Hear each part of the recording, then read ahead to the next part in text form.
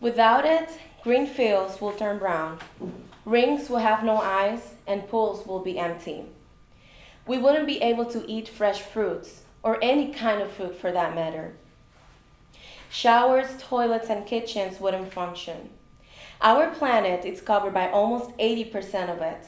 Our bodies need 60% of it to survive.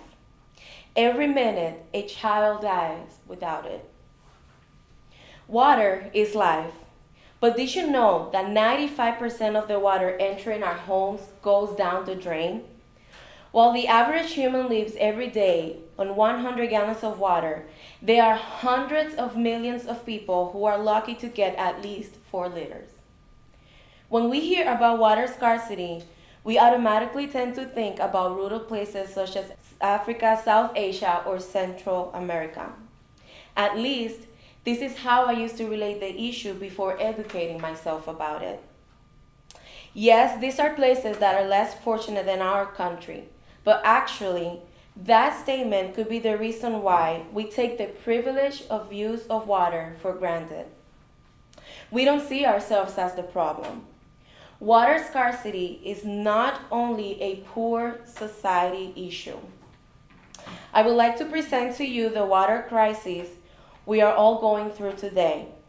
Also, give you an idea of what is causing this problem and ultimately lead you to the best ways possible of helping reduce water scarcity around the world.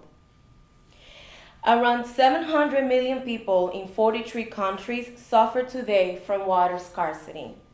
According to the United Nations Department of Economic and Social Affairs, a study predicts that by 2025, 1.8 billion people will be living in countries with absolute water scarcity. While it may be difficult to put yourself in the shoes of an African child struggling to find fresh water, it's important to understand that water scarcity affects everyone, even here in the United States. Let's take, for example, the water drought California has been experiencing for 5 years consecutive. California is facing one of the most severe droughts ever recorded. According to an analysis of NASA satellite data, it will take about 11 trillion gallons of water to recover from California's continuing drought. Also, a study report done by NASA predicts that there is an 80% chance that such an extended drought will strike between 2050 and 2099. Imagine this really happens. Where are we going to obtain our fresh water from? Soon we won't have to imagine so hard being in the shoes of an African child. With that being said, let me move to a different dimension under the same or even worse conditions. Every day in rural communities and poor urban centers like sub-Saharan Africa and India, hundreds of millions of people suffer from a lack of access to clean and safe water. In fact, an article by National Geographic states that about 5,000 children died each day due to preventable diarrheal disease that is spread when people use contaminated water for drinking or cooking. Most of the water gathered by these impoverished populations is infected by tiny worms and bacteria that can't be seen or avoided. Pathogens found in infected water leads to devastating waterborne disease such as salmonella, cholera, hepatitis A and B, and others. So I just gave you an insight of what's going on. So now, what is contributing to this problem? Water scarcity is both a natural and a human-made phenomenon. It can be caused by climate change, such as altered weather patterns like droughts or floods and increased pollution. In California, for instance, very hot and dry conditions is one of the main causes of this phenomenon. Researchers claim, quote, with the existing climate change scenario, almost half the world's population will be living in areas of high water stress by 2030, including between 75 million and 200 million people in Africa, end quote. Scientists and researchers relate this issue to global warming. An article published by the journal Geophysical Research Letters says, quote, although natural variability dominates, anthropogenic warming has substantially increased the overall likelihood of extreme droughts.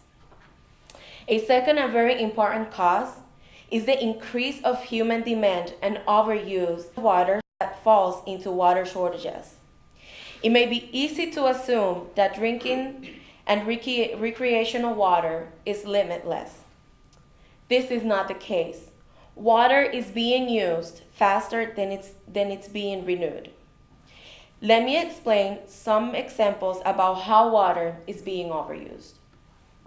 About 30% of all fresh water in the United States and 60% of the world's available supply of fresh water is used to grow crops.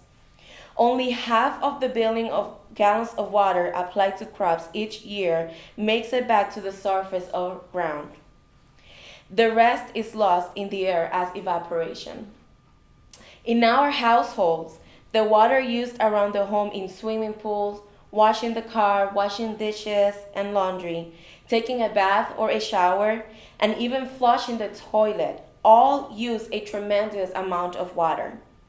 In an article by the Washington Post titled, The Incredibly Stupid Way That Americans Waste 1 trillion gallons of water each year, talks about the importance of monitoring water leaks from shower heads, sprinklers, faucets, pipes, and other sources.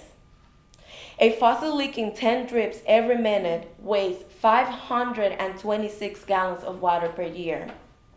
We cluelessly waste such a vastness of water. There is also a community overuse of water.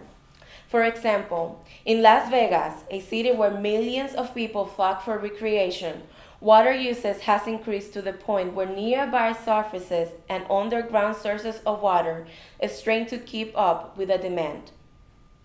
So far, we've learned about the issue of water scarcity and what is causing it.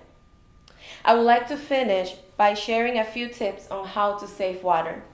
They might sound obvious, and you probably have heard them before, but doing at least one of these can make a huge difference. When washing fruits and vegetables, use a bowl instead of letting the water run in the sink. If you take showers that are less than 5 minutes, you will save as much as 5,000 gallons of water per month. Don't run the water while brushing your teeth. Brush, then rinse with the faucet on.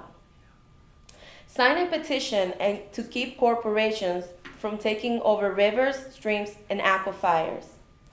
If it's easier, there are a lot of organizations today where you can donate and help with the cause. These are just a few of the many ways we can help millions of people across the nation dealing with water scarcity, including ours. Water is life. It gives color to the green fields, white mountains of snow, red apples and other colorful fruits, blue oceans and lakes. As I come to a conclusion, I would like to restate, think of the possibilities of soon many lakes and water sources of this country becoming completely scarce. Also, remember those with less opportunity than us that live today with no drinkable and clean, safe water. Let's stop for a moment and think that these communities, where time is lost gathering water and suffering for waterborne disease, is limiting people's true potential. Education is lost to sickness, but it doesn't have to be like this. It's needless suffering. Thank you. Thank you.